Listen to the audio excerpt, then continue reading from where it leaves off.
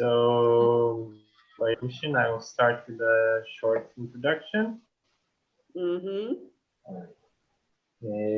Okay. So, hi everyone, שלום לכולם, וכולן ברוכים הבאים שוב למפגש של אני לוסנג, בנושא הפרק השישי של מדריך לחיי הבודהיסטווה של שאנטי דבה. טוב לראות אתכם כאן שוב, ואני שמח שאני לוסנג ועושה איתנו את השיעורים האלה כמו תמיד. בהחלט זמן כיפי בשבוע שלומדים ומחכימים. אני רק אציין שהשיעור הזה, כמו כל השיעורים שידידי הדרמה מארגנים, אפשר לראות בשידור חי בערוץ היוטיוב של ידידי הדרמה, ואפשר למצוא שם גם מלא סרטונים ושיעורים אחרים שמורים אחרים, אז מוזמנים בהחלט אחר כך לשוטט שם ולבדוק. בנוסף, אני אזכיר שכל הפעילות של ידידי הדרמה נעשית בהתנדבות וללא תג מחיר נקוב, לא חסרת עלויות, ולכן אם אתם מוצאים את הפעילות הזאת, את השיעורים האלה מועילים וטובים עבורכם, אתם יותר מוזמנים לתרום לנו באמצעות דנה לפי ראות עיניכם, ואני אעלה בצ'אט עוד מעט קישור לכך לאתר של ידידי הדרמה, וגם קישור לעמוד הפייפל של המורה שלנו, וזהו לתודה, אני אשמח להתחיל. Thank you very much, Anil-san, for coming. For teaching us this week again and again, and let's start.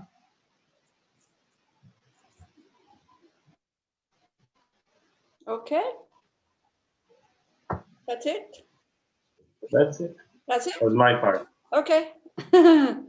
Okay, so we'll start again with some just, opening the mind, opening the heart, settling down, training the mind to be aware, training the mind to be present, because it's only if we want to transform something, then that will only happen if we are present, but a presence with an open heart, without kind of, without judging yourself, without pushing, without suppressing anything. And that's so difficult, because so often when we have mind states that are not very pleasant, we have a tendency of kind of thinking that they shouldn't be there. And so it is a training just to look without interfering.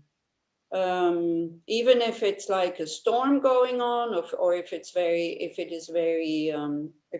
peaceful or whatever, but to notice, or let's say even better, just to know what's going on. And then very, very quickly, actually, we discover what are the causes for happiness, well-being, openness, being peaceful, and all these other things, and what are the causes of suffering. Because otherwise, sometimes anger can feel very good.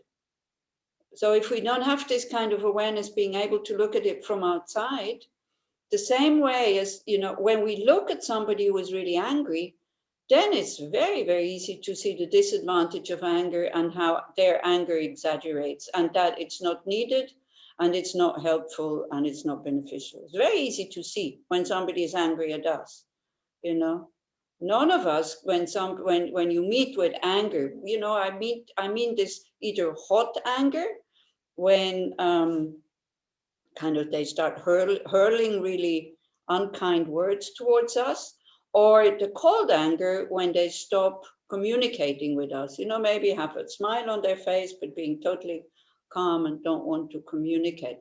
So when it's directed at you, none of us would think or say, oh, I'm so happy when people get angry at me, because then they really tell me the truth and things like that. So Yeah, I know that sometimes people say, yeah, but it's good when they tell me what they think and all this, but they could tell you in a calm way. Yeah.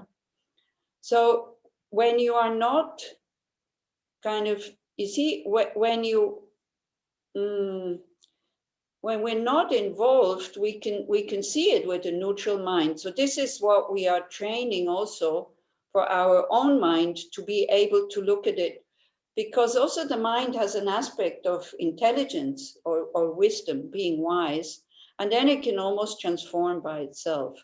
And also when we make the step out of whatever is unpleasant, and we have this ability to look at it, it can actually just transform by itself, because we're not feeding into it. So this is why this, practice of awareness is so important in your spiritual practice.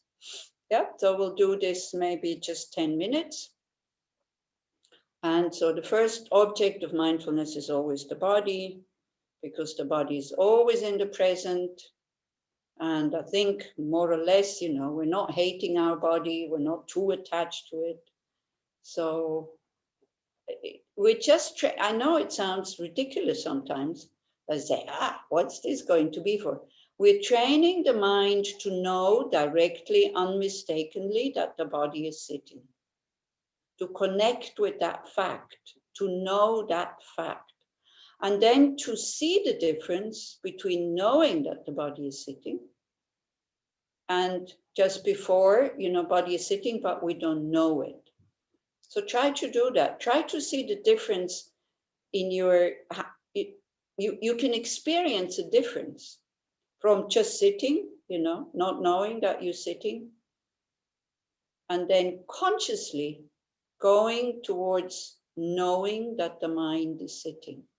So you try to sit with a straight back, relaxed, but in meditation posture, if it's at all possible, because that also helps the mind to be more open, to be more awake, to be more relaxed also. And to really focus on what you're doing. So if you're very restless, it's okay. Then also try not to, to move too much, because moving when you're restless, moving doesn't really relieve the restlessness. Being able to accept the restlessness, that kind of helps. So just to say, okay, I'm restless, or there's restlessness, and to watch it, to watch that energy of restlessness. And it's also very good at the beginning, before we start, just to check in with you. How am I today? Just to see what's going on, to be aware, to know, without having to interfere, without having to, to become a better person or whatever. Just for the sake of knowing. We know so much about things outside. We know so little about our own mind and how it works. Yet that's the only thing we have to transform.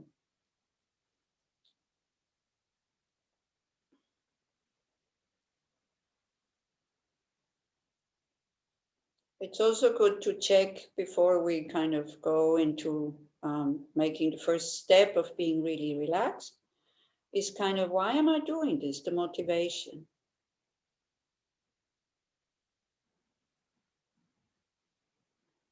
Because especially studying this text,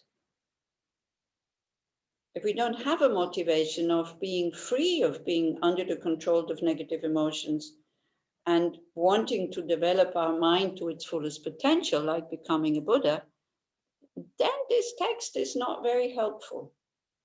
If you just want to have a happy life, then it's too difficult to practice these things, because it's not what the world is telling us. But I can't tell you what kind of motivation you should have. You have to find out yourself.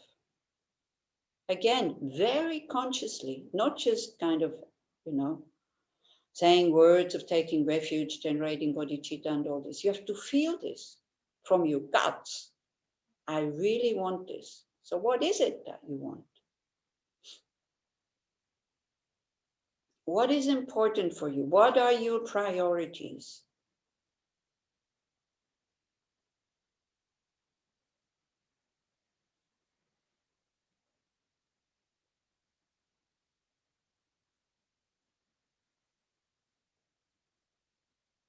And to be realistic also. It's okay to have high goals, that's perfect, but also knowing that this will last a long time, so we give ourselves the time.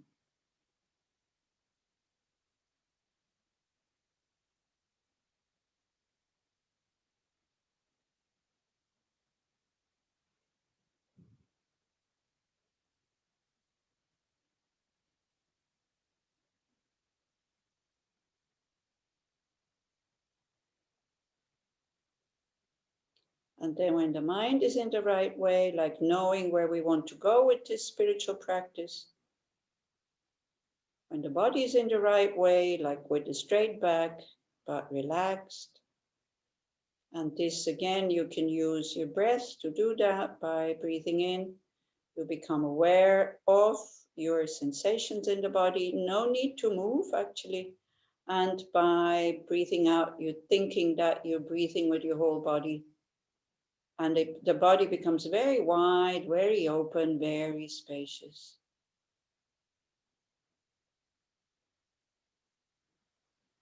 To give space to whatever is there. We need to make more space. And we can do that with our imagination when we're breathing out.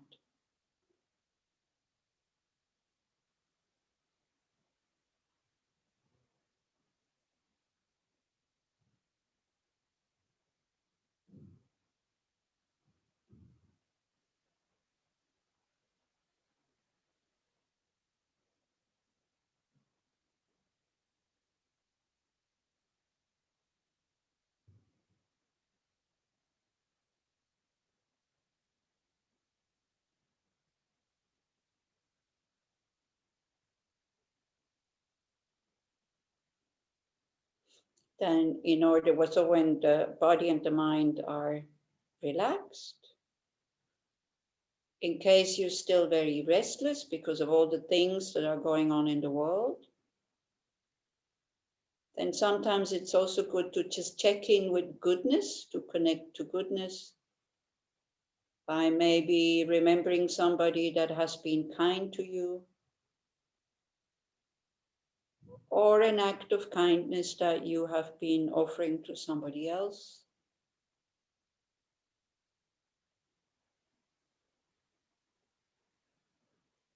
And that usually also opens up our heart,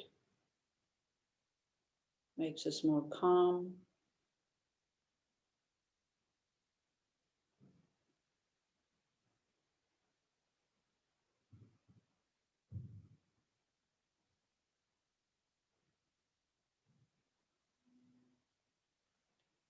Then for the mind to become more stable, so that finally can become clear and see things the way they are, you need to give it an object. So I know that many of you are doing regular meditation practice, so you take that object to make the mind stable. So you let it rest on that object. Don't hold it too tight, but also not too loose. And the breath is very useful for that. And there you can choose the place where you want to be with the breath. So that can be rising and falling of your abdomen, or the small tension, pressure that it makes when you're breathing in. In general, one would think if you're very tired and you're very sluggish, you use the point at your nose. If you are very emotional or very restless, you take the rising and falling of your abdomen or the whole cycle of your breath, which again is quite spacious. So you choose. You first look what's going on. It's also part of your spiritual practice to notice what's going on with you, not just what's going on with the world. And then you decide where you want to put your attention, if your object is your in-breath and out-breath. And then we're just doing that for another maybe 5 minutes. Whenever the mind moves away, without being frustrated, without getting upset or stressing yourself, you just bring it back.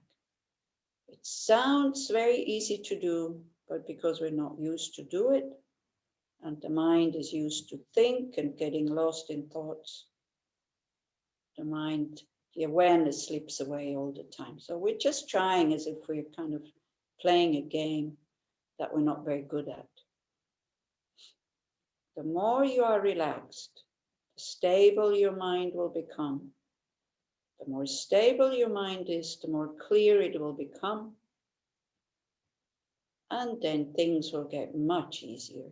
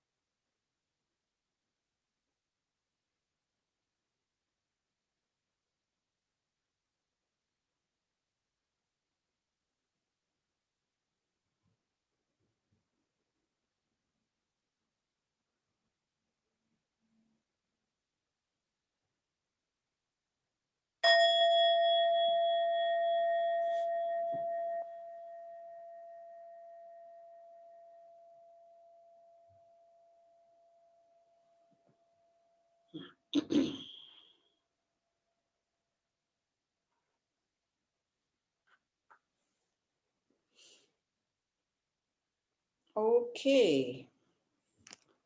So, do you remember the homework from last time?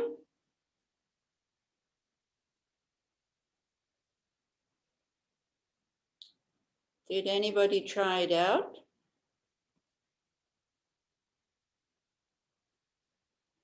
Tom?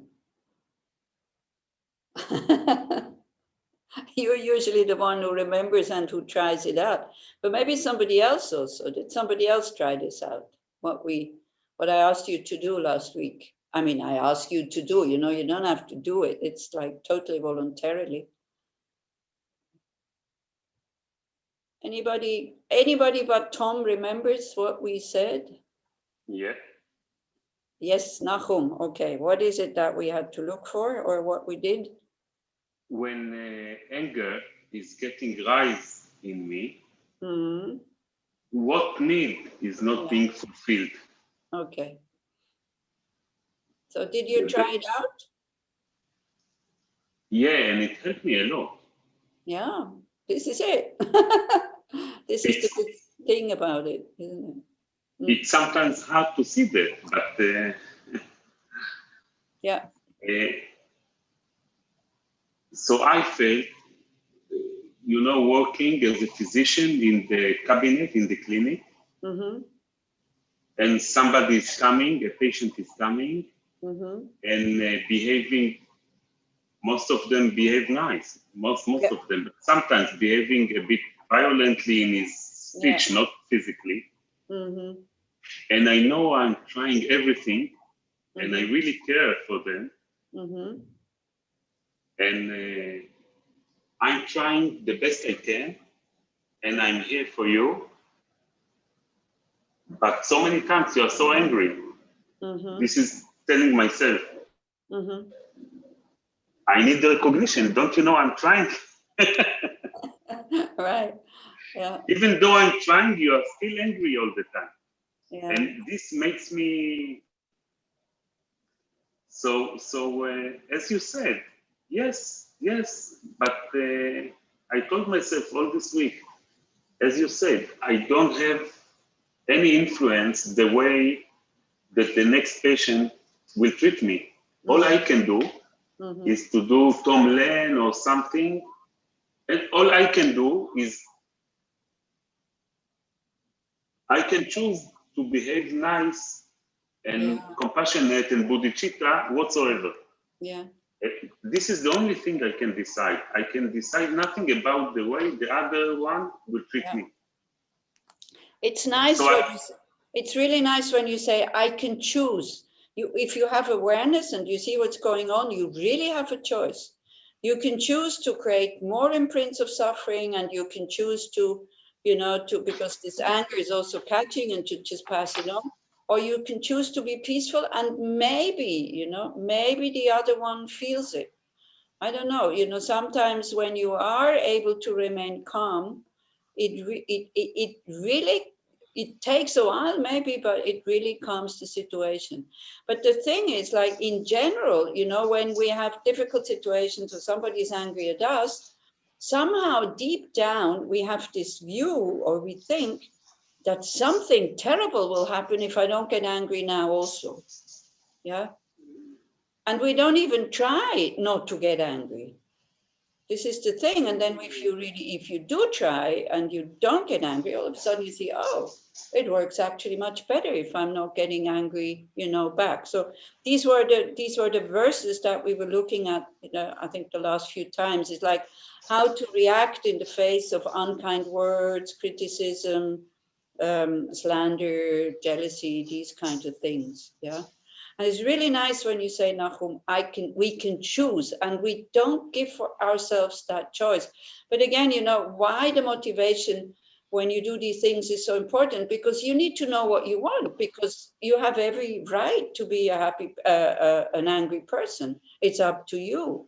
It's not because that sometimes when we hear also religion and all this, they tell us, what we are allowed to do, what we're not allowed to do, and then we want to be free people, and then we don't like it. So we need to make it. We need to make a choice, and we need to be very clear about this.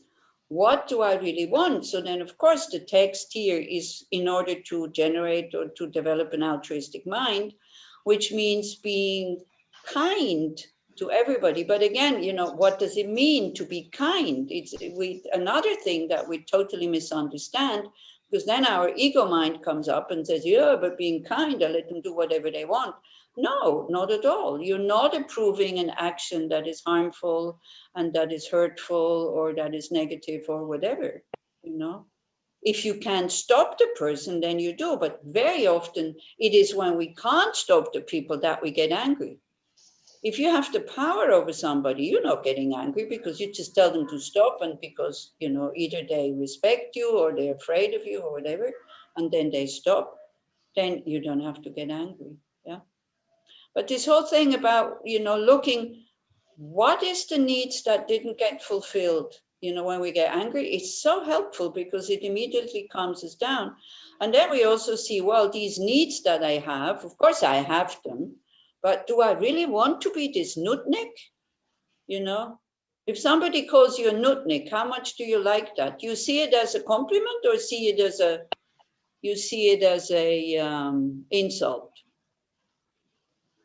I look deep inside. Is he right? Is there anything right about it? And yeah, before I started to change, I think I was many times a nudnik. So he's right. So Yeah. I don't argue. I used to be a nudnik. We're total nutnik, all of us. But if somebody is telling, because we have these unconscious needs that we have, everybody should respect me, nobody should be unkind to me. You know, I'm kind to them, please you be kind to me. I'm helping you, so when I need you, you at least you can say thank you and all these kind of things. So we don't, you know, we very quickly judge others for being nutniks. We're all nutniks. I had this patient this week that 3 months ago, she made an appointment for 1 hour. She never came. Okay. So I was free for 1 hour. And this week, she made an appointment for 15 minutes. Once again, she didn't arrive. Okay. And I'm a freelancer, so I'm sitting, waiting, nobody's there. So I text her, you know, I'm not angry with you. I understand life is not easy for you. Yeah. And I'm sure there's a reason you didn't show up the second time as well. But please understand me, I cannot go on like this. Yes, exactly. Yeah. I cannot go on. It must stop here. Yeah. So she said, and I felt I'm an angel doing that. And she said, like, it's the best bodhicitta mind I had, because before I used to be furious with such. And she said, oh, you behave so ugly. I would never like to come anyhow. Yeah, there you go. And I said to myself, okay, that's what she thinks. It's not that I don't care. I'm not judging. I let her be. Whatever. I know I was right, so I'm not arguing. Okay. Yeah, because but it was a relief. If I would argue with her and I would use not nice words, I will come back home and I will be angry. What do I need it for? Yeah, exactly. So and if she needs help next week, okay. No harm feeling. No. Everything is fine.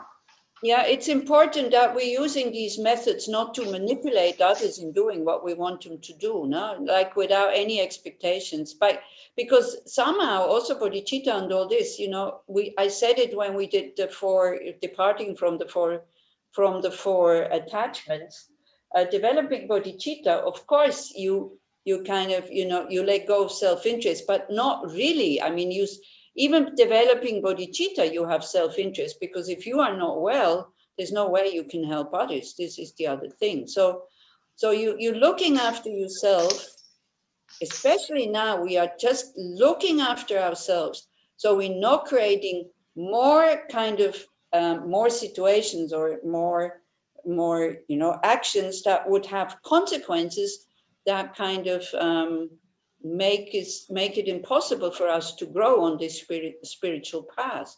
So how others respond to our wanting to help, this is fine. They want to be helped, okay. They understand the kindness, which they very often do, by the way. Unfortunately, it's like also, it's good that you told us this, what happened, because then I can really use this too, that we have to make sure that we let go of expectations. If I'm kind, they should also be kind. And to see that, well, for me, the main thing is that I did not get angry. This is the main thing here. Yeah, because then you're not taking the anger with you to, as you say, home and at night, and you can't sleep.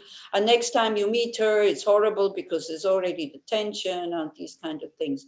So in one way, so as the Dalai Lama says, if you want to be selfish, be wisely selfish and be more concerned about others, because it's also good for us. Yeah, and at the moment, the stage where I am at, I really have to start taking care of my own mind first, because before I kind of, take care of other people's minds. So a little bit like this.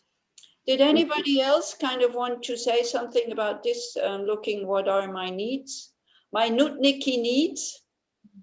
I want to say that I look at parts of my mind which is a little bit monsters, with anger, because I feel that there are moments, not when I know the person and I can work on it and work on the faults and accepting and okay, but there are moments, it's a bit like a confession, but like a situation like people that in a very, very nice place, we were in the north, just put garbage everywhere, like sitting there.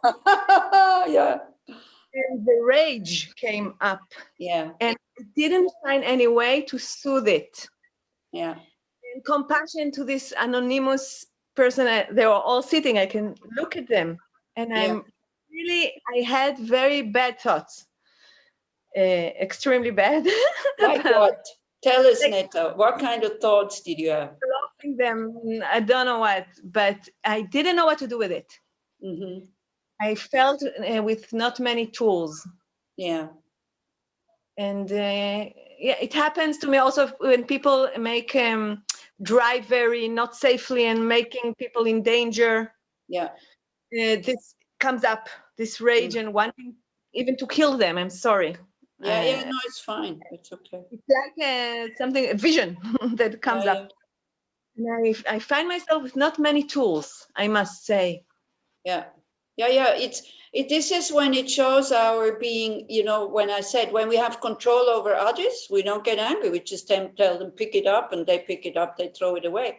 But it's when we feel powerless, then we think that the anger is giving us more energy.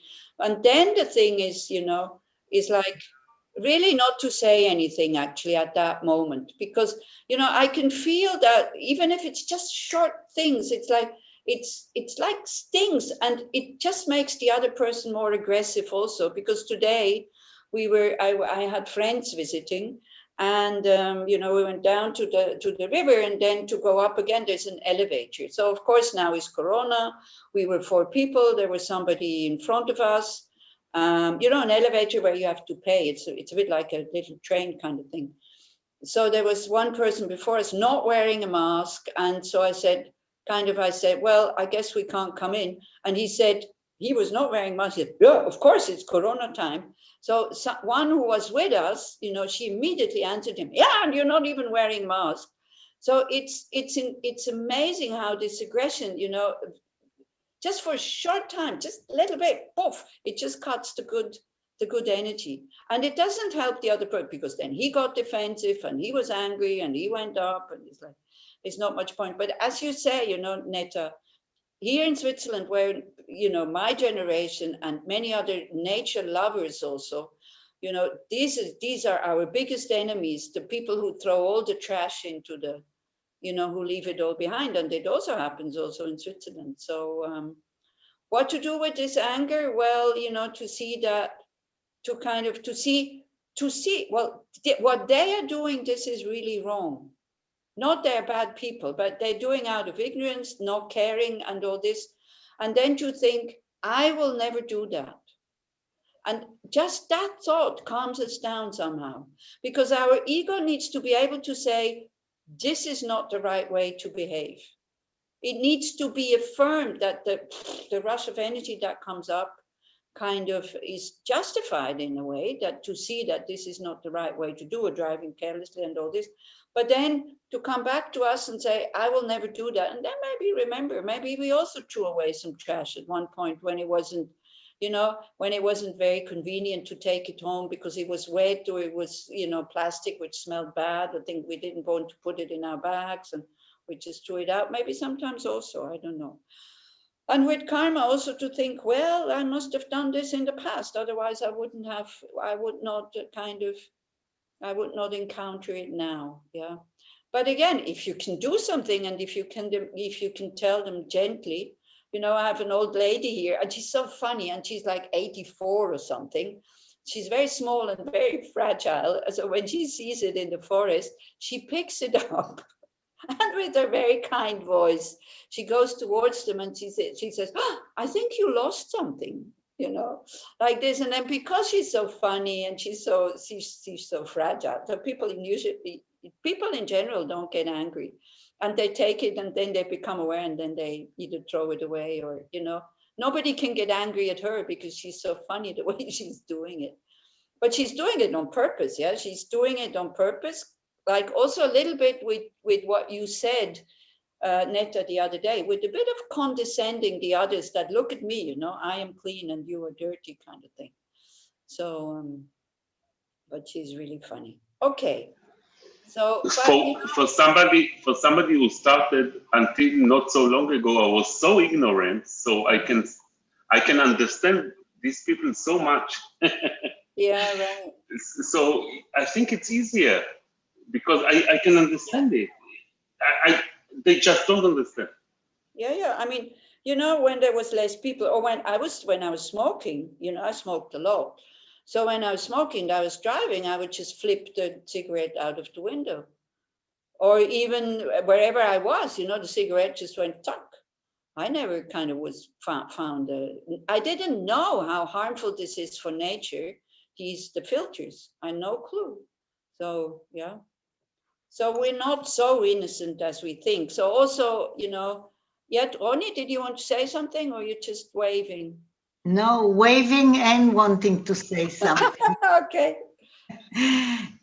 I want to connect, please, the subject to one of the things you noted a few weeks ago, which stuck with me, and I'm trying all the time to find where I fall in these matters, which is also relevant for anger.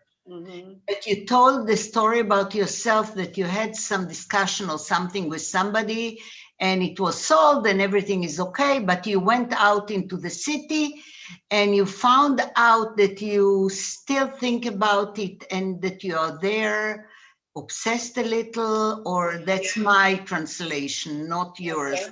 Well, anyway, this struck with me that I find some kind of pleasure in obsessing about what happened.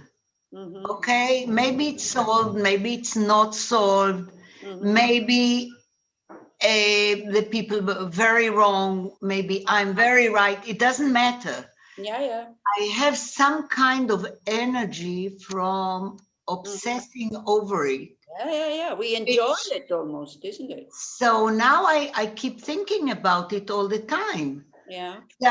If anything happens, even trivial, and most of the things are trivial, yes. If I keep picking up, my house and my neighbors, I have most wonderful neighbors. Nobody picks up anything ever.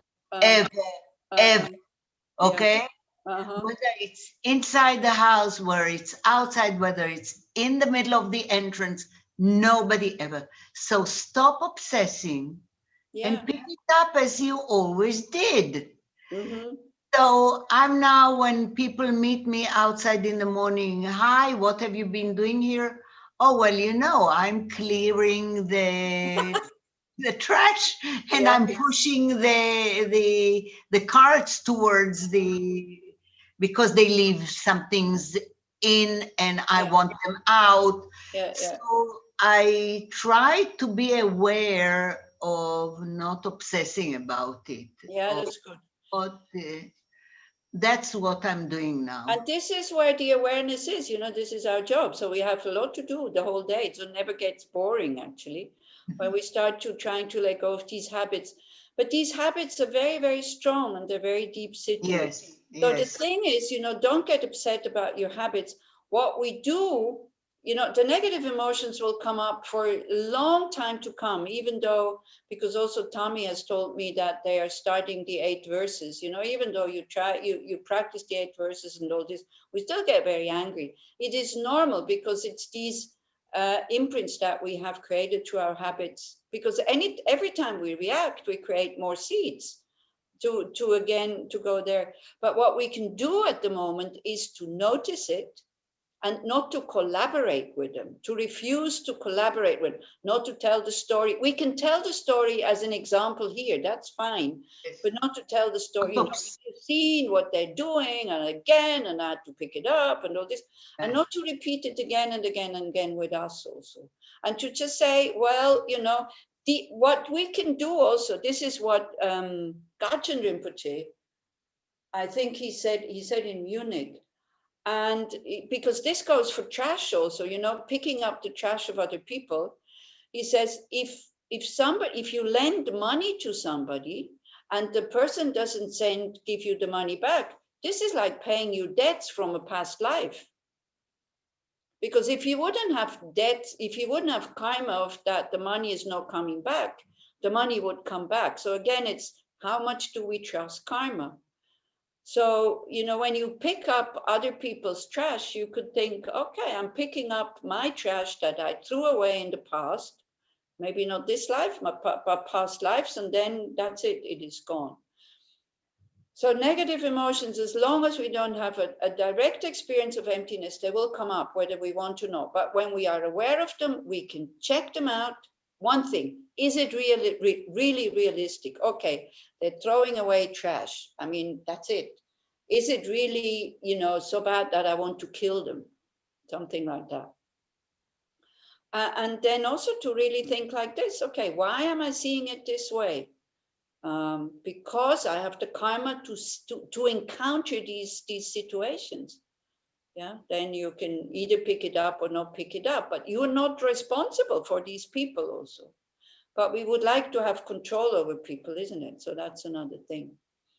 And then not to act out the anger, like not to shout at them. If you are calm, of course you can go and ask them to, okay, don't you think it would be nice if you wouldn't, you know, if you wouldn't just throw it out? But the thing is, you know, then they get aggressive and they laugh at you because you're old, and especially my age and Ronnie's age, you know, and it's like, it just creates more, and then you get angry on top of it.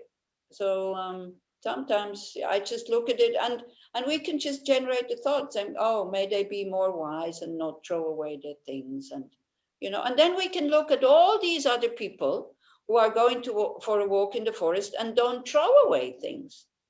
We have a tendency only to, you know, that just pops up, you know. But when the stairs are clean and nothing is lying around, we don't even notice, isn't it? So instead of going, oh, how wonderful, clean it is, wow, great, nobody threw away anything. To also concentrate, as I said in the meditation, to concentrate also on the goodness, not only on the bad things.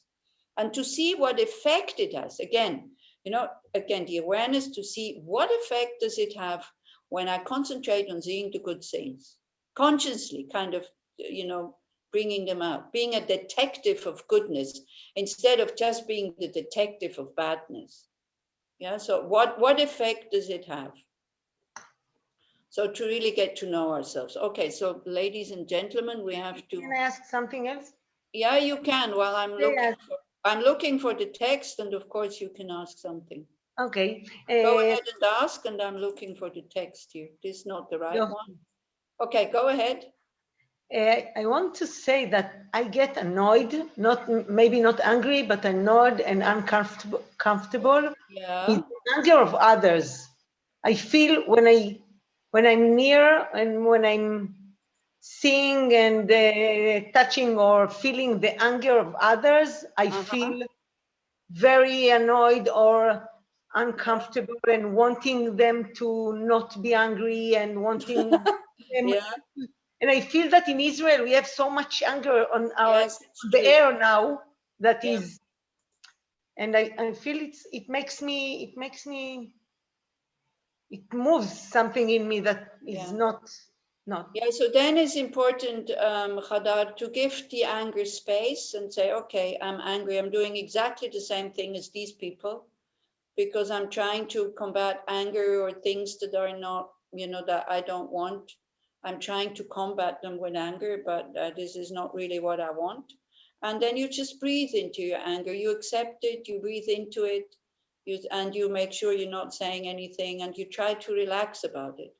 Not to feed into it, and to say, okay, that's it. We have so much anger, and it has become, I think, especially these days, also what I see, what is happening, because I'm sure you know what happened in Vienna 2 days ago.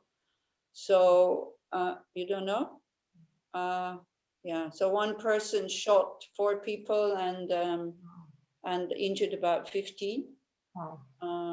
So I'm not listening to the news. Yeah. So it's like, when we see what is happening, so the main thing for us is that we train to be peaceful about it and not to start hating and not to start shouting and not to go into panic. And this awareness meditation and loving kindness meditation, which we will do also again at the end, is really, really helpful.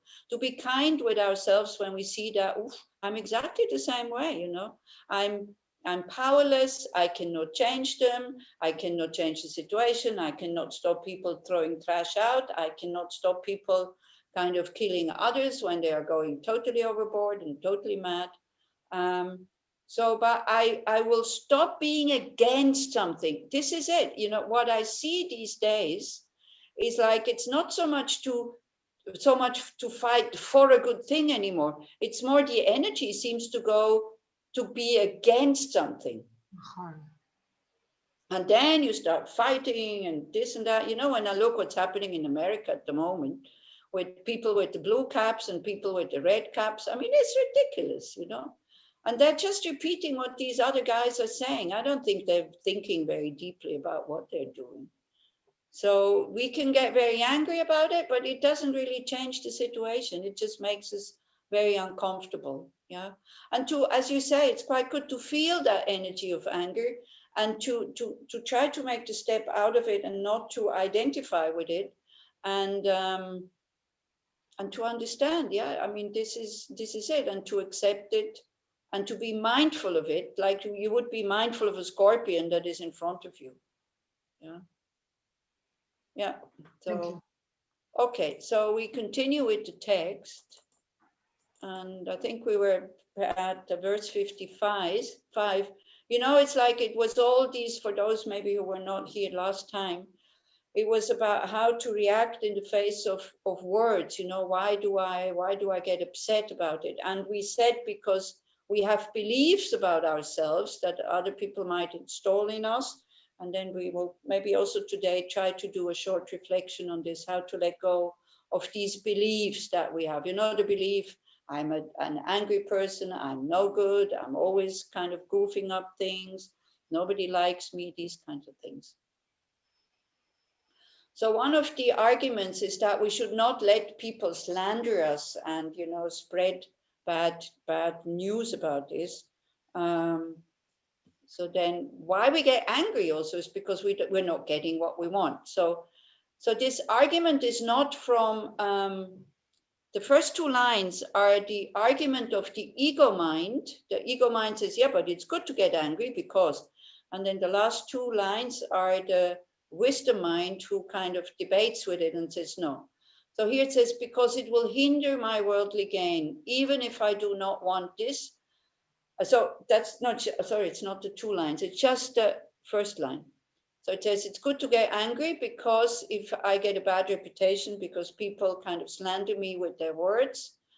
And especially also, you know, when it comes down when somebody's angry at you and you are not getting angry back, unfortunately, these days, it is not being seen as if this is a good thing because society thinks you're a coward, you know? They kind of go like, what's wrong with you? You know, this other person started it, they go angry at you, or this patient who is not coming, and then they're kind of insulting you. So what's wrong with you? Why are you not getting angry? So this is also, we don't have to believe this view that we are a coward if we are not reacting with anger. Yeah. So actually beyond anger is always fear and attachment. So not responding or not answering with anger, actually you need a lot of courage to do that, because you will lose maybe the respect of other people, especially in Israel. You know, they think you are a coward. So because it will hinder my worldly gain. So, and then he says, well, the wisdom mind comes and says, well, even if I do not want this, I shall have to leave my worldly gains behind, and my evil alone will remain unmoved. So it is, Tenzin Zopa says in his commentary, it is useful to explore the kinds of situation which give rise to anger, you know, with this thing, what needs did not get fulfilled, or it's more also what expectations did not get fulfilled.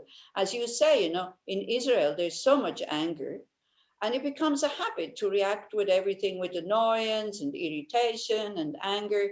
It seems as if, you know, you think you're not a good Israeli if you're not irritated at everything that is not exactly going the way you are. I mean, me not being an Israeli, and sometimes I could really feel people were surprised at my reaction of not getting angry, you know. So this is it. So one common situation is when one does not get what one wants, is then we get angry. So then again, to be realistic and say, well, why should I think I should always get what I want? But it seems to be so normal. Yeah, it seems to be so absolutely normal and realistic and logic. I should get what I want. But there we have so many expectations, you know. So instead of getting agitated, meditate on how the objects of our desire, like possessions, fame, name, even loved ones, cannot be brought along into future lives. Therefore, there is no valid reason for getting angry over desirous objects. The stronger the grasping, the stronger the impatience, and the stronger the misery if you don't get it. The more you think that your happiness is coming from the situations outside, from objects, from beings that you are attached to, the more the attachment, the more the grasping, the more the anger when they're not doing what you want them to do. So, or perhaps we don't like spiteful words because we are afraid that if other people don't like us, they could prevent us from getting the wealth and possessions we want. But Shantideva tells us that this is unreasonable. When we die, we have to leave everything behind, wealth, possession, etc. And we only take our karmic imprints that very loyally will follow us to our next lives. This will be our only inheritance. Now, again, of course, you know, this is a Buddhist text. So they totally believe in rebirth.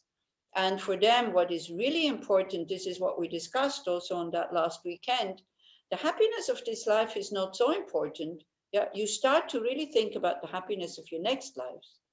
So then it's important what kind of karmic imprints and what kind of tendencies and habits you're taking with you, or how you want to die even, you know, because most likely at the moment of death, things are not going to be the way that you would want them to be. So it's really good to practice already now to keep our minds peaceful in difficult situations, because the situation might be much more difficult at the time of death. You know, body is aching, Nobody is leaving you in peace because they want to treat you. There is like other people around you in the hospital. If you're in the hospital, you can't move anymore. People don't understand what you're saying because your speech is slurred, or whatever, you know. So now is the time to practice patience. And if we, because maybe of our bad reputation, people don't, because somebody is saying something about us that is not true, and then maybe people lose respect and all this. Why getting angry? You know, if you get angry, do you think you get their respect back? I don't think so. It will be the opposite, actually. It would be wise not to strengthen negative tendencies. This is the whole thing, whatever their justification, because anger will find a good reason to get angry all the time. Yeah, so don't kind of go like, yeah, but it's because this and this and this and this. Yeah? Every anger seems to be justified. So even if somebody slanders us or damages our reputation, it would be better to lose everything than to create more causes of suffering and pain. So in the verses 56 to 61, so 56 talks about death, the reflections on you cannot take anything with you are continued. So now, yeah, so that's what it says in 56. Thus, it is better that I die today, even like this, you know, than live a long but wicked life. For even if people like me should have a long time, should live a long time, there will always be the suffering of death. We have to die. We have to die anyway, whether we want or not. So then it's really good to think now, you know, if you don't believe in rebirth, you start to think, in what way do I want to die? What kind of memories do I want to have when I die? You know, the center here is closed again. So I have quite a lot of free time, actually. And so I'm going for walks. And now when the sun is shining, it's really beautiful because all the leaves are golden and this and that. And so all of a sudden, these memories of other autumns are coming up. Because every autumn I would go and visit friends in the mountains in Switzerland. So then this morning, and it was really nice and good memories. And this morning I was so moved by this because I have so much time to really go to the good things that have happened in the past. And I don't remember anything bad, actually. And so I was sending a message to her and just to thanking her for all these really nice memories that we share. And so and I could feel that she was almost crying when she was sending the message back to me, how moved she was and how wonderful it was. So do we, do we really want to just dwell on the negative things, of which, as I'm saying, yes, it's true. There are a lot of them in the world now, yeah. Or do we want to consciously kind of also take out the good things and then again see what effect it has on us? So now the question is, what do we do about our tendencies? Are we afraid of them? Are we concerned about what we are going to take to our next lives, or not at all? Are we actually really aware every day that we are going to die? Question to you. Do we adjust our lives in a way that, what if I died tonight? Do I want to take these moments of anger that I had with this person? Do I want to go peacefully? Do I want to go with a mind that says, okay, well done. I did get angry, I did do this, but I recognized at least it's not justified. Could you imagine living with that view? That, okay, I get angry, as Hadar was saying, I get angry when I see people who are angry and do this, but at least I see that it's not justified. At least I don't feel happy about it. At least I'm not making excuses. What do you think? Could we live with that view? Would that be a view that you would like to have? That kind of automatically this comes up to say, okay, I get angry. I live in a country where there's a lot of angry people. Also here in Switzerland, by the way, you know, just looking at this guy with the mask or without the mask this day, you know, the aggression that came from him. It's okay. It's everywhere, you know. But then if we also get upset and angry, like this friend of mine, if it happens to us, do we want to let go of it, you know? Without judging yourself. Again, it's this whole thing. What do you think? Is that something that would be worthwhile kind of, you know, repeating these verses and think about these verses and these arguments? Why, you know, about the disadvantage of anger? Do you think it's worthwhile? Sigal is doing like this, okay? You know, it's a personal thing. It's a personal choice. Either we go back, we go ahead with the same habits, with the same tendencies, or we start to see first that they are not helpful. Now, what's the big danger there? When we start to see that they are not helpful, so I have to warn you,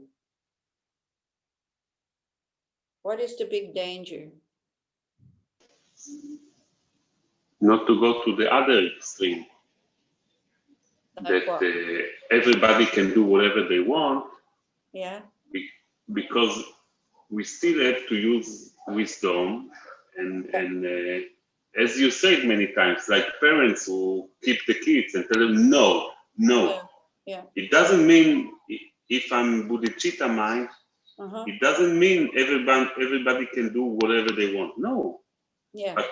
But whatever I do should be without anger, and should be with love and even for them, and not forgetting myself. Yeah. But in a nice way. In a nice but way. Sometimes forcefully. Exactly. So please don't go into the, you know, don't think that if you're not angry anymore, you're not reacting to other people's misbehavior or something like that, or you're not allowed to say anything. That's not what it means. But I meant another danger. If we start to see, you know, how, yes, intellectually, we want to be free of anger. We don't want to have anger, but then anger keeps arising again and again and again and again. What is the danger there? Self-criticism. Huh? Maybe self-criticism. Too much self-criticism. This is so dangerous. And it's such a hindrance on your path. You know, it will really put you backwards again and again and again and again and again. So we have to let go of our wanting to be perfect, or of our misconceptions that if we know it intellectually, that this is enough to let go of anger. Yeah, like Hadar was saying, you know, even surprised if I see other people's anger, I feel surprised that I'm also getting angry. Yes, of course, because they, you know, it's the mirror neurons that are working there. Yeah, and our view of our subconscious view, almost, we don't know anything but to react with anger almost. Yeah, it's habits. So tendencies you can purify. You can purify tendencies and karmic imprints that have not ripened yet. And the first step is to see it with a scientific mind. You know, a scientist, if he is kind of exploring something because he wants to understand how it works or whatever, but it's a substance that really stinks, he's not letting go of his investigation just because it stinks. And also is not just concentrating on the smell of it, but he just continues. So this is what we need to have for our mind states, like the mind of a scientist to really want to explore what is going on, what is triggering it. You know, how do I feel and all this? It stinks, it feels awful. You think this should not be there as a good Buddhist, but this belongs.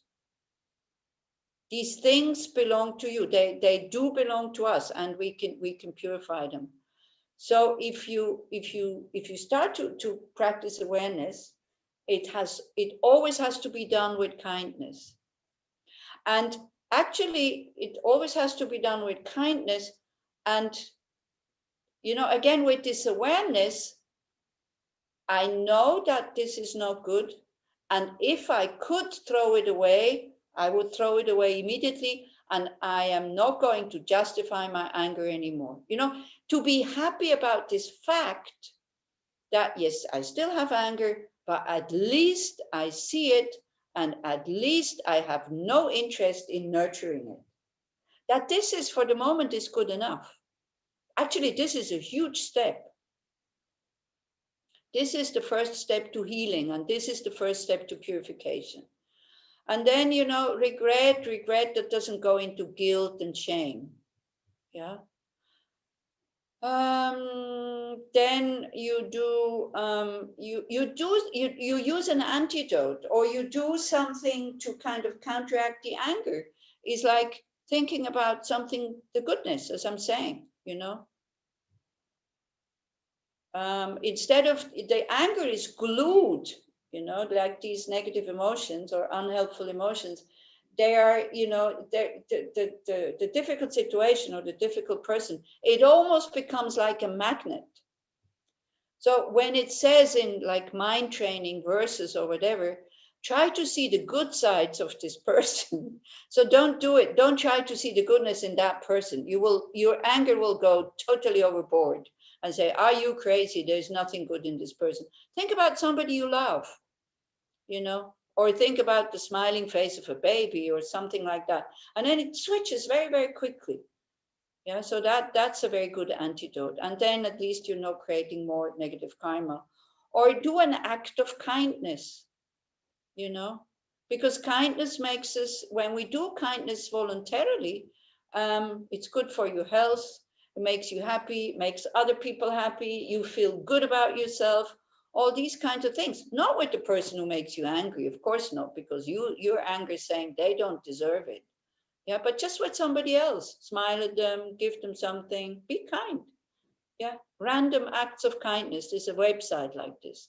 You know, it starts with one person, you're kind to somebody else, it spreads to somebody else, they spread it to other people, and all this. Have you ever seen the movie Paying It Forward? It's quite old already, and I think it's a bit sad because the boy gets murdered at the end. But it's, you know, the kids at school, they were giving a task to think about how they want to change the world. The movie is maybe 15 years old, and it's called Paying It Forward. So the teacher asked the kids, instead of always criticizing, what is your idea how to make the world a better place? And this little boy came out with the idea to paying kindness, to paying it forward. Kindness, we usually pay backwards, like somebody's kind to me, and then it could well be that I'm kind to them. But he said we have to learn to pay it forward, you know, like you're kind out of no reason to somebody. Somebody maybe is in the, you know, little things. Somebody drops something and you pick it up for them. Somebody is, I don't know. Somebody is, you know, just to surprise people sometimes. You're in the queue, kind of waiting for the coffee if the lockdown is finished, you know, in the coffee shop. The person behind you, you look around, you say, you know what, can I pay for your coffee?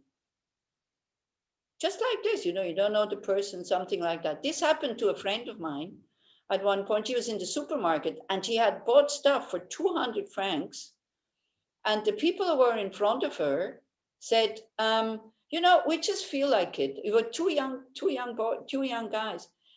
We just feel like it. Could we pay your bill? Because it would really make us happy. And she said, yeah, of course. And they paid her bill. So then, you know, you walk out of that shop and you also want to do something good. So this is kind of to somebody that has not been kind to you. You're not giving it back to the boys. You're giving it forward. And so this is something that we can do, because I found a quote on the internet just before, which is from Mark Twain. Can you see the picture or not yet? Maybe, yeah. Okay. Wait.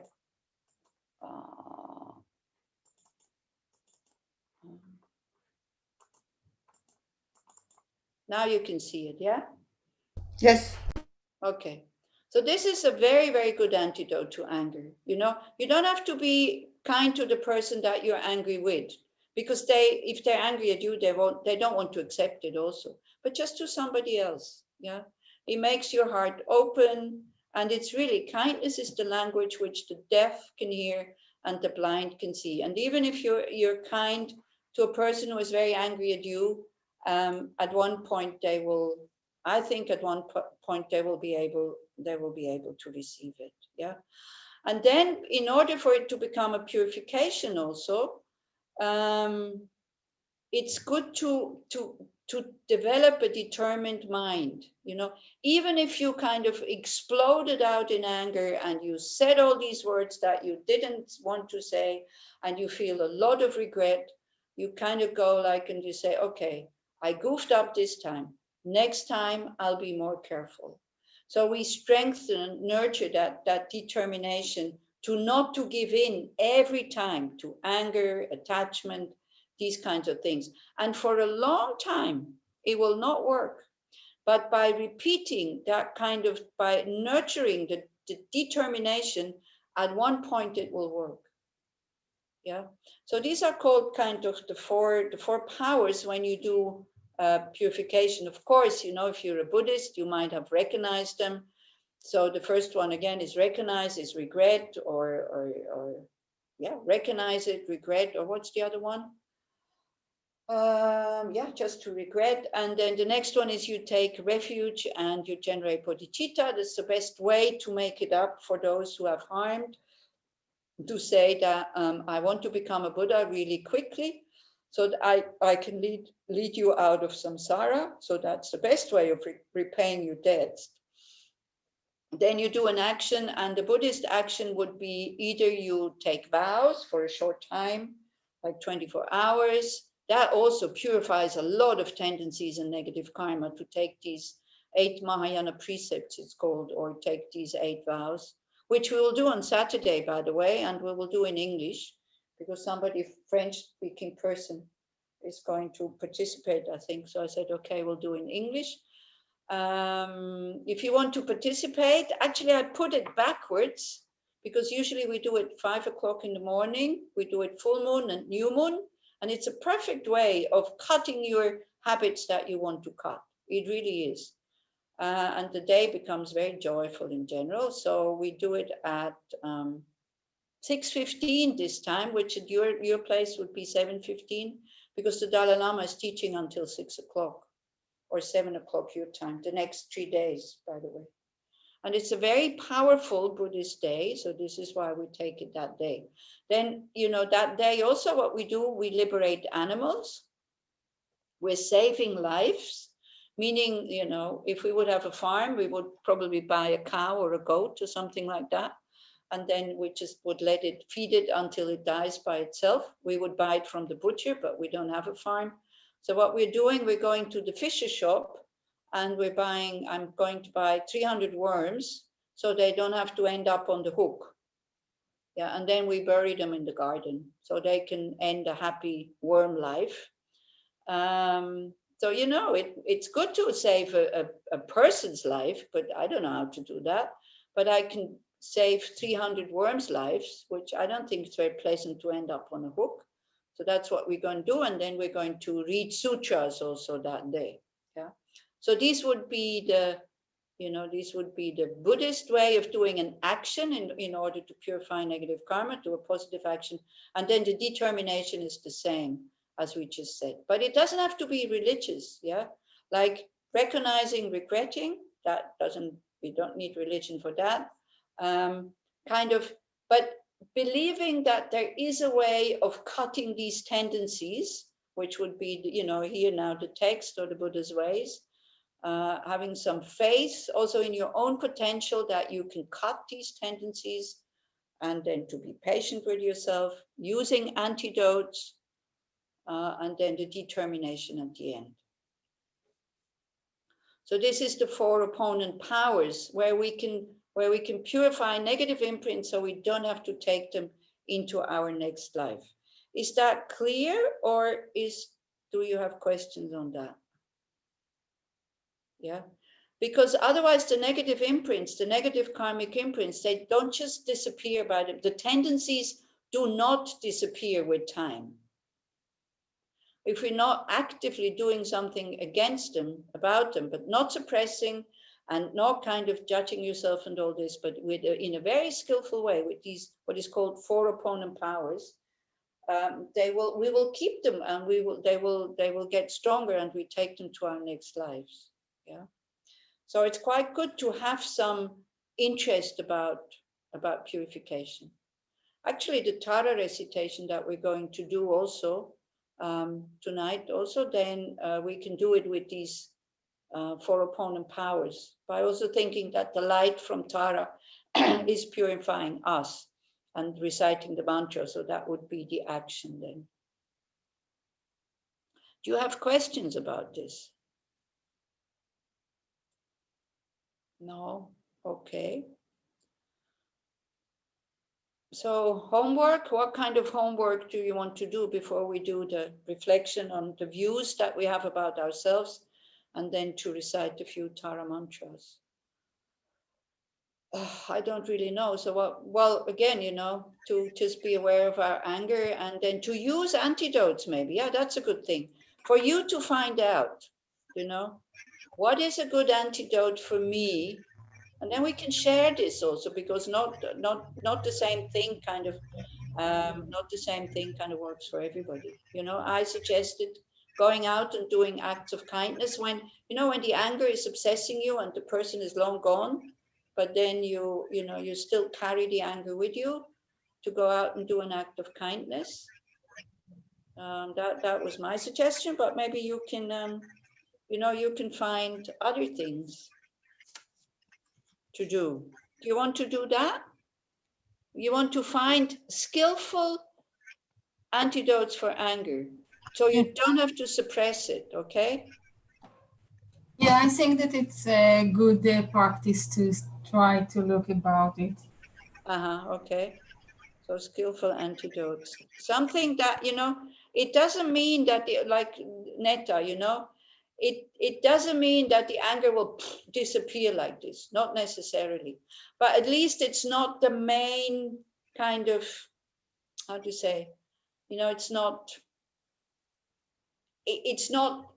the whole of you is anger anymore. It's just a part of you. This is what, we can take away its energy a little bit, because the energy of anger is very strong.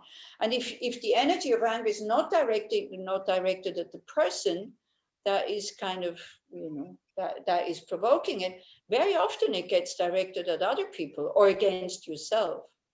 Anger is very unhealthy, by the way, It does a lot of damage to your body. So just to see, but then not to get angry at the anger, but to, in a very neutral and very wise way, to see the advantages of it. And then next time we can share, the experiences of our antidotes to anger. Maybe you can learn something. We can learn something from each other. Awareness is always very good, to be okay, to recognize, okay, I'm angry. So at least we know, I'm doing the same thing as the other person. I'm angry. So I'm not the angel and wonderful and the Bodhisattva, I'm angry. I know anger is not a helpful situation, but yes, I'm angry. Just that. It takes away the energy very, very quickly. Yeah. And then maybe you'll find other antidotes. Okay, so we do a short reflection, because last time we said, why are we so dependent on hearing kind words from others? Why do we need to be praised all the time? So somebody said, because the beliefs that we have about ourselves, which are not helpful. Yeah, so we can start, maybe we can do some short reflection on this and trying to let go of these beliefs. Okay? Is that okay? Yeah, Tom? I think that some participants raised the hand. Joyce, maybe if you want to ask a question. Oh yes, please do. You can just open your microphone. By the way, you don't have to be so polite. You don't have to be so Swiss here. You can just, if you want to ask a question or say something, and I don't see your hand, then just do. Joyce, go ahead. I just want to ask if when we could be, you know, to make some more practice because I'm new for this group, and I just want to ask when I could participate for the practice of feeling of guilty and regret. I really want to learn about it. Okay, well, I mean, we can do a session on how to purify. We can do a purification session at one point. But you know, regret, the difference between shame is like you feel it really burdens you. Yeah. And it really burdens you, and then you stay in the past. You kind of go like, oh, I shouldn't have done that. I shouldn't have done that. I shouldn't have done that. I shouldn't have done that. Whereas regret is kind of, okay, I messed up by realizing it and being able to say it. And for that, you need a lot of self-confidence, by the way. I can see it's not helpful. Don't say it's good or bad. It's not good to use these words. I see it's not helpful because I want to be happy. So it's not helpful for my future happiness. And then what can I do about this now? Like wanting to remedy me, wanting to make up for it. And then you find your own way of doing it. And then also to think, okay, next time I will be more mindful. Is that okay like this? Yeah, because what is something that bothers me because the regret, it makes me feel so guilty for what happened to me, and the guilty feeling it's really hard for me to. Joyce, I have somehow problems understanding you. You're not very clear. So I don't know if you're too close to the microphone or too far away from it. I'm not sure. Can you try again? I have this kind of guilty feeling. Or maybe, can you write it in the chat, like, just to sum it up? Because I don't know why. One thing is I don't hear well, and the other one is you come across very unclear. Okay, thank you. I will write it in the chat. So if you can write it in the chat, and then I can see if I can answer. But it's a huge difference between guilt and shame. Guilt and shame are not Buddhist. Forget about this. You are a good person. Your nature is goodness. Your nature is kindness. And this is what we have to learn to trust. So when you are overcome by guilt and shame, then immediately, for your own sake and for the sake of others, you go remembering all your good actions that you have done. Yeah, instead of dwelling on all the negative, on all the unhelpful things that you have done. This is so important. Yeah, and then we think, oh, self-indulgent and blah, blah, and all this. No, you have to do this almost as a therapy. Just this one sentence, I am a good person. If people tell me I'm a bad person, it's okay. I can listen to that. I can check if it's true what they're saying. If it's not true, then fine. If it's true, I can start to amend. Yeah, but as you know, as Nahum says, also some people have totally unrealistic expectations how we should be. Yeah, we really have to learn to love ourselves the way we are before we start transforming things. The way I am is good enough, no matter what other people think of me. And then that slowly, again, just from the head, it goes down to the heart. And then we connect with the goodness that we all have. We all have goodness, and it's our nature, because it feels good when we are connected to that goodness. Okay, so we're trying to actually do that right now with some. Thank you, Rita. Was that helpful or? Yes. Okay, good. Yeah, thank you. And if you think you're a bad person, then you call me, and then I tell you that's not true. Sometimes we have, sometimes we're so hard on ourselves also. And then, if we go around and tell everybody, oh, I'm such a bad person, wow, I'm such a bad person, we should actually say it, because then everybody else around us would say, are you crazy? What are you talking about? Yeah. We somehow don't seem to dare to think that we are good people. It's such a shame. And then, of course, we can't be good people if we don't believe it. Okay, so we do a short reflection, just try again to finish this, and then at the end of the reflection, we do some Tara mantras, okay? So try to sit comfortably and collect your attention with a few long, deep breaths. Maybe, Tom, you can close Joyce's, oh, it's closed, okay, microphone again. Few deep breaths to again connect with the body. We're still alive. And life is wonderful if we know how to live it.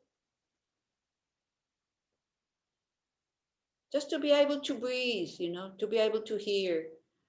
Also, Ronnie sent me a very nice picture of a small kitten today. It just makes us smile, these things. We should never forget these beautiful little things around us. To see the kindness of an old dog who lets the small kitten sleep on his cushion. It's so wonderful. And we can all remember acts of kindness that we did to others. And then we relax. We're not perfect. It's okay, but we're trying. Come on, guys, good enough.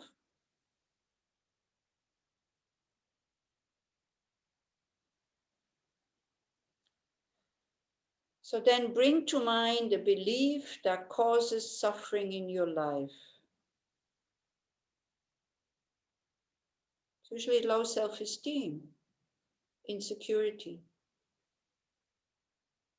Or if you are suffering right now, ask yourself,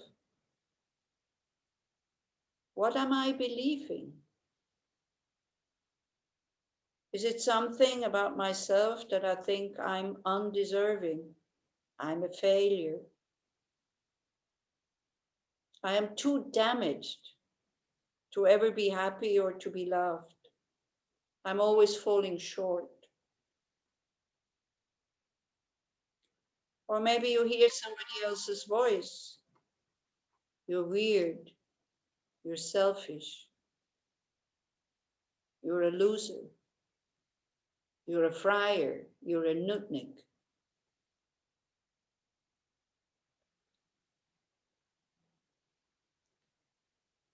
Maybe to connect fully with this belief, you might remind yourself of a particular situation that brought it up.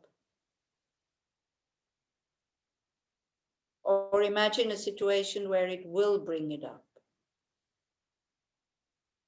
These hindering beliefs that we have about ourselves. We have such wonderful potential.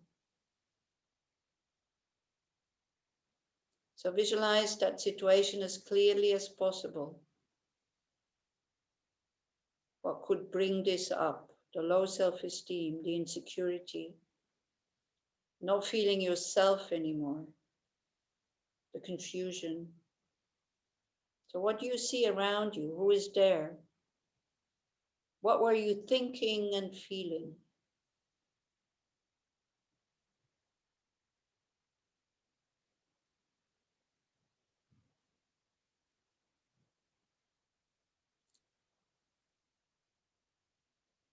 So recognize that your thoughts and feelings express that belief. Just right now. What are you believing right now when you remember that situation or imagine it?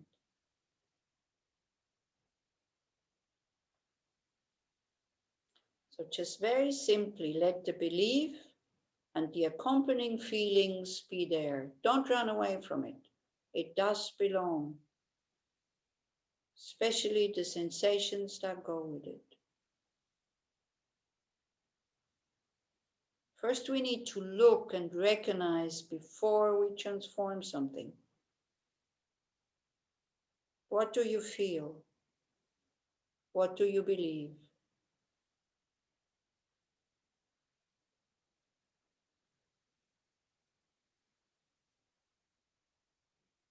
And then we just start to see, is this really true? Am I this failure, this nutnik, this weirdo, or whatever?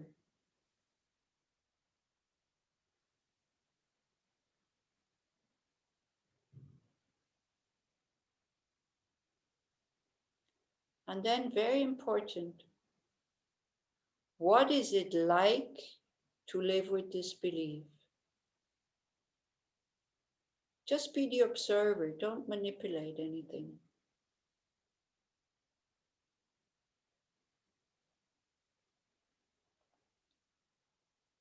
And here now, especially, it's kind of important you stay with the sensations in your body.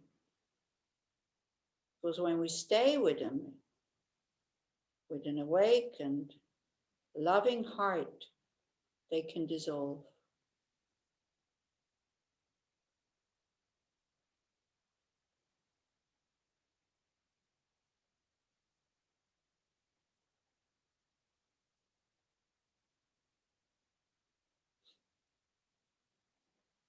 So we can ask, are particular emotions associated with this belief?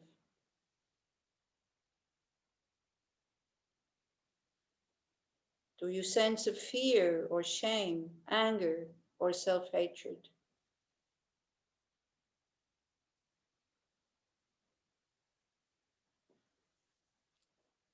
We don't really notice how conditioned we are. And we identify with it.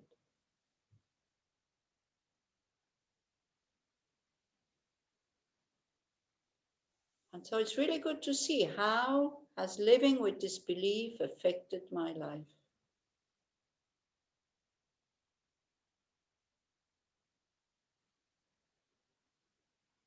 Because it has an impact on how you relate yourself to others, an impact on your creativity, especially the thing not good enough, your capacity to serve, your ability to enjoy and experience, and your inner growth.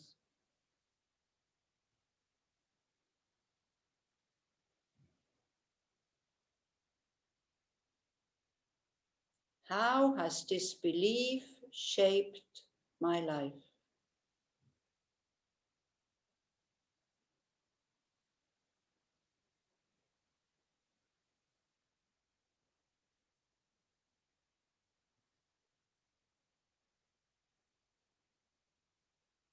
And then it's really good to investigate the hurts and fears that live under the belief and drive it.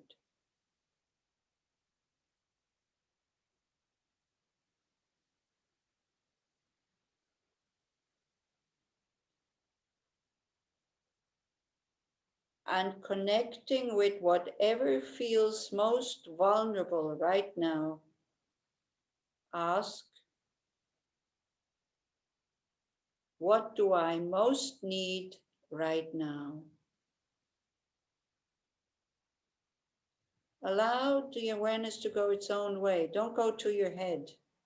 Stay in your heart.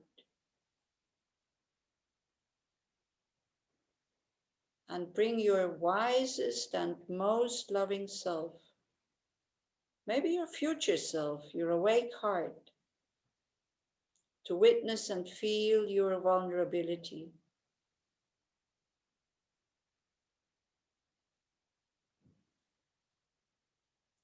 What message, touch, energy, or image might bring the most healing to the wounds inside of us?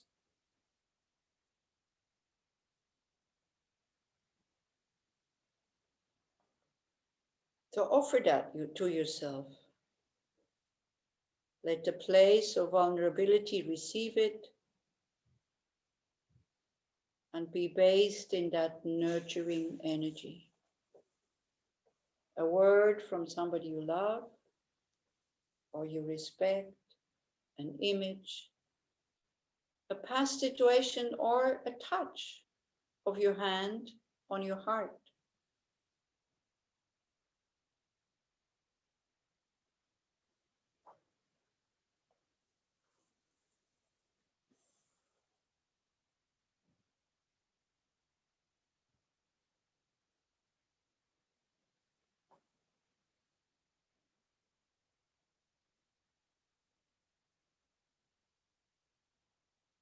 So for the moment, we just try to rest in this space of awareness.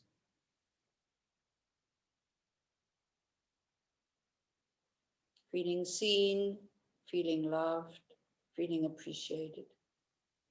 If by nobody else, at least by ourselves.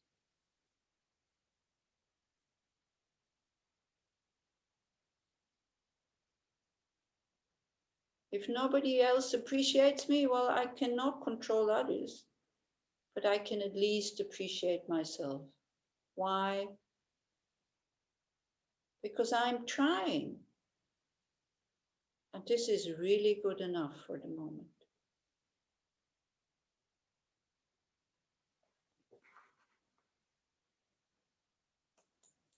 So sometimes it's also good to connect to an enlightened energy. So I'll show you the picture of green Tara, which we do the practice because also it's the picture that Chamtrul Rinpoche has sent, was on the Facebook, which I found very beautiful.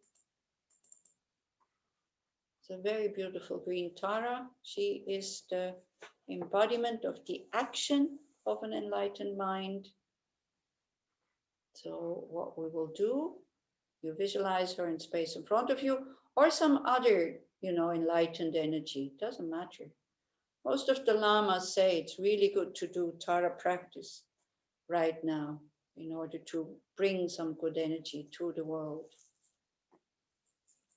So the embodiment of love, compassion, and wisdom. Sometimes she's called Mami Tara or Mother Tara. Somebody, Buddha, they always care about us. Somebody who cares about you. Somebody who is accepting us exactly the way we are. Try to feel that presence, which is in the universe. We see her not like this, like two-dimensional, but with a body made out of light. Three-dimensional, transparent, with all the features. In her heart is a moon disk. On top of that, silver thumb. If you're not familiar with it, this is not so important.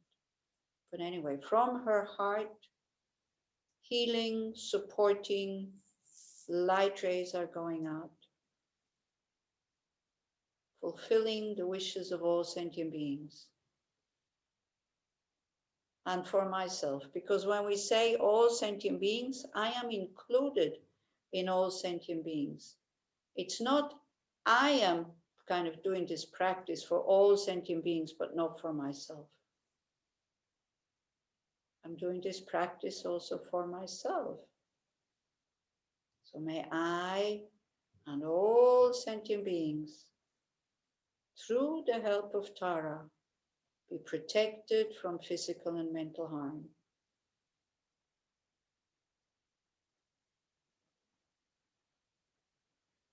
May I and all sentient beings, through the power of my reciting Tara's mantra and sending out the light rays, be strong, healthy, free from fear, free from aggression, loving and peaceful.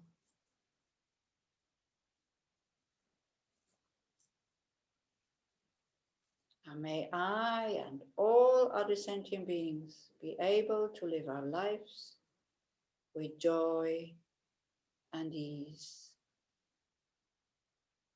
And we think that these wishes that we have just made of loving kindness in the form of light go out into the world, touch us and every other being. So all of us are able to live our lives with joy and ease, no matter what's going on.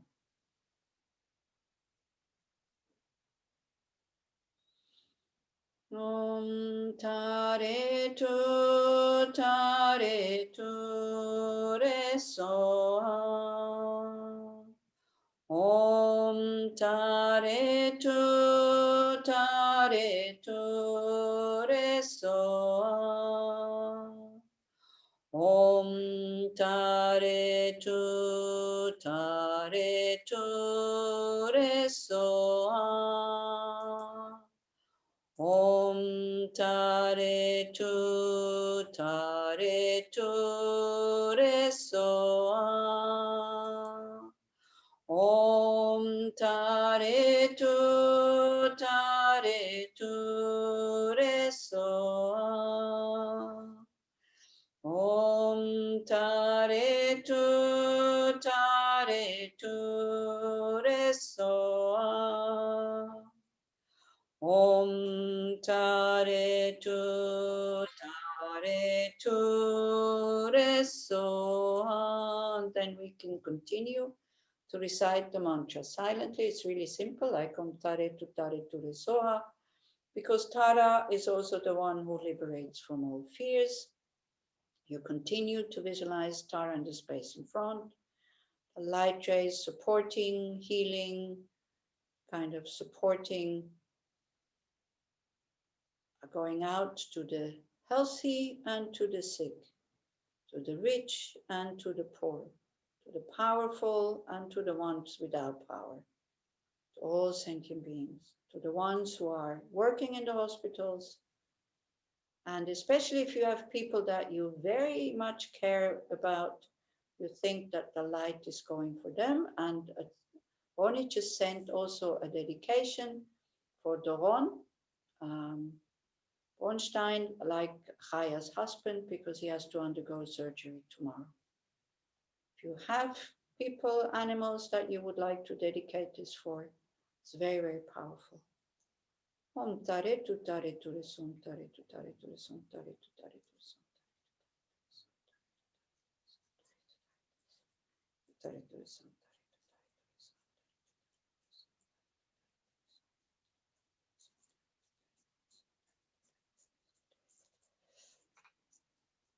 Om Tare Tu Re Som.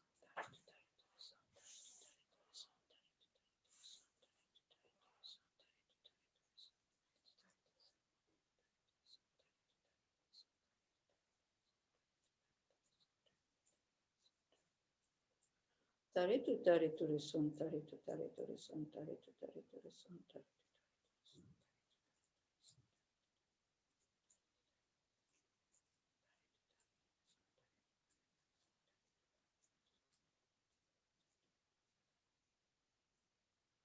Om Tare Tu Re So. And then if that feels comfortable for you, but only if you feel comfortable, this green Tara comes to the crown of your head.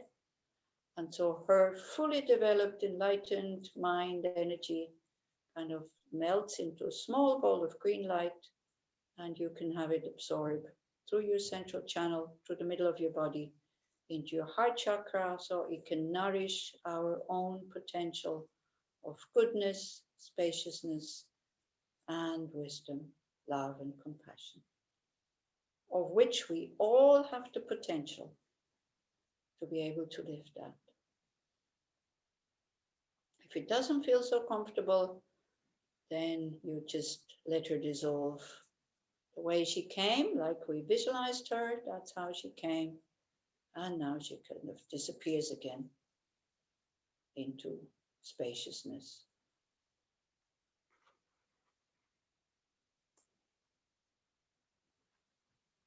So may all sentient beings have happiness and the causes of happiness. May all sentient beings be free from suffering and the causes of suffering. May all who are sick and ill quickly kind of regain perfect health, and all the doctors and nurses who are working so hard for our health, may they all have the energy not to burn out. They will be guided also by their compassion and wisdom so that they have the energy they need right now. May all the leaders of this world who have a lot of power, whoever wins this election, may they also become aware of their potential. Instead of being just concerned about being famous and powerful and having followers, may they be able to work for the benefit of all. By working for the benefit of all, it will be for the benefit of themselves also. So it's no point hating these people. We have to send them all the good energy that we can have for them to also be able to live their own goodness. Maybe not in this life, but hopefully in the next life.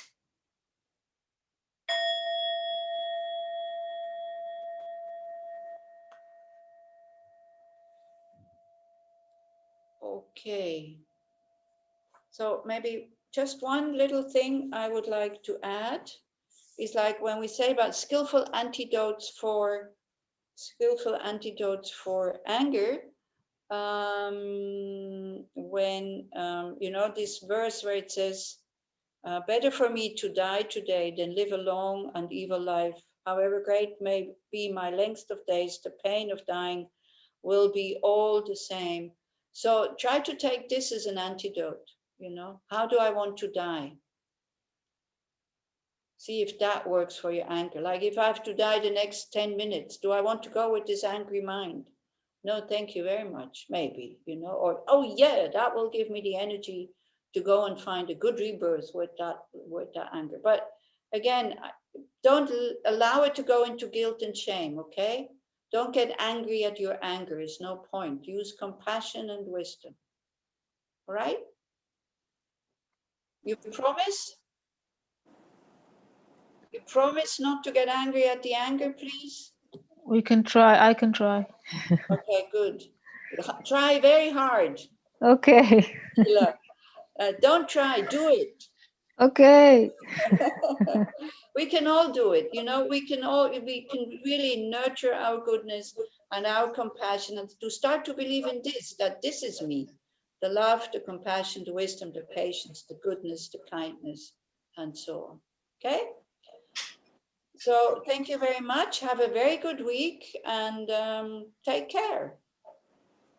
You too. Thank you so much. Thank you. Yeah, and Thank you. Thank you very, very much. Thank you very, very much. Thank you very, thank very you much. guys. Thank you so much. Bye. Bye bye. Bye bye. See you.